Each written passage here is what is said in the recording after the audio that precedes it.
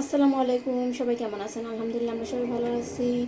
তো সবাই আমার ভিডিওটা শুরু থেকে শেষ পর্যন্ত দেখবেন। আজকে আপনাদের সাথে আমি শেয়ার করবো ফালুদা বানাই আমি কীভাবে, সেটাই আজকে শেয়ার করব। তো যারা ফেসবুক থেকে দেখতেছেন অবশ্যই লাইক কমেন্ট শেয়ার ফলো দিয়ে দিবেন, আর যারা ইউটিউব থেকে দেখতেছেন তারা অবশ্যই লাইক কমেন্ট সাবস্ক্রাইব করে বেল আইকনটি বাজিয়ে দেবেন যাতে করে পরবর্তী ভিডিওটা আপনাদের কাছে পৌঁছায়। তো চলেন কীভাবে বানাই সেটাই আজকে আপনাদের সাথে শেয়ার করব। তো এই ফালুদা বানাইতে কিন্তু খুবই কষ্ট, অনেকটাই কষ্ট হয়। তো এই জায়গাতে আমি 1.5 কেজি পরিমাণ দুধ সেটা ঘন করে 1 কেজি পরিমাণ করে নিচ্ছি। তারপর গুঁড়া দুধটা দিয়ে দিচ্ছি। গুঁড়া দুধটা দিয়ে তারপর কিন্তু আবার কিছু সময় জ্বালিয়ে চিনি দিয়ে তারপর কিন্তু আমি নামিয়ে নিচ্ছি। দেখেন কতটা ঘন হয়েছে। আর দুধটা একদম জ্বালিতে জ্বালিতে লাল বানিয়ে ফেলতে হবে।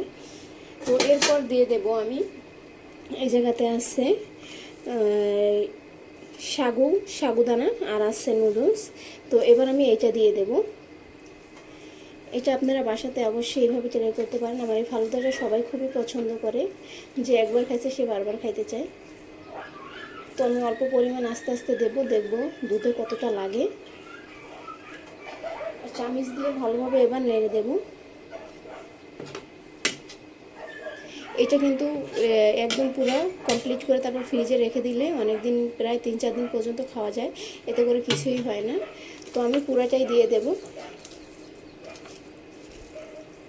একটু ঝরঝরে পরিমাণ করে নেবেন যাতে করে একটার সাথে একটা না লেগে যায়, পুরোটা যেন ছুটে যায়।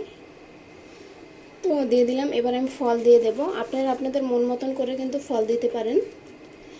আমি আঙ্গুর আর এই জায়গাতে আপেল দিয়ে দিচ্ছি, খেজুর, আনার সব ফল দিতে পারেন, কলা। এটা যত পরিমাণ ফল দেওয়া হবে ততটাই মজা হবে। কিন্তু আমি বেশি পরিমাণে একটু ফল দিয়ে দেবো। আর শেষে যখন সার্ভ করবেন তখন আইসক্রিম দিয়ে দিবেন উপর দিয়ে। আপনাদের ইচ্ছা মতন আপনারা ফল নিতে পারেন।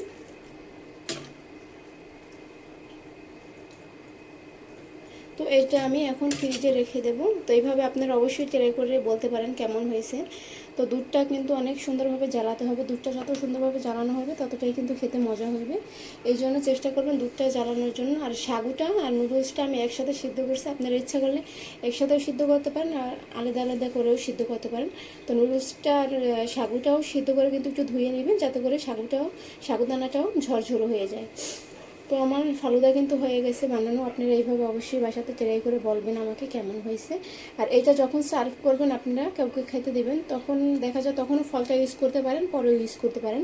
তো আমি একসাথে ইউজ করে নিলাম। তো এই জায়গাতে আনার দিলে কিন্তু আরও বেশি ভালো লাগে দেখতে, খেতে স্বাদ কোনো অংশে কম না। তো তারপর যখন সার্ভ করবেন তখন উপরে আইসক্রিম দিয়ে তারপর সার্ভ করবেন। এটা খেতে দুর্দান্ত মজা।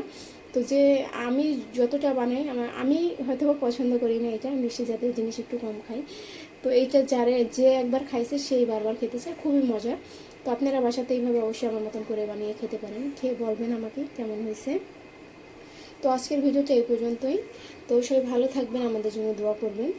আর এটাতে গুঁড়ো দুধটা দেওয়ার চেষ্টা করবেন। যখন তরল দুধটা ঘন হয়ে আসবে তখন কিন্তু গুঁড়ো দুধটা দিয়ে কিছু সময় জ্বালিয়ে তারপর দুধটা লাল করে নেবেন।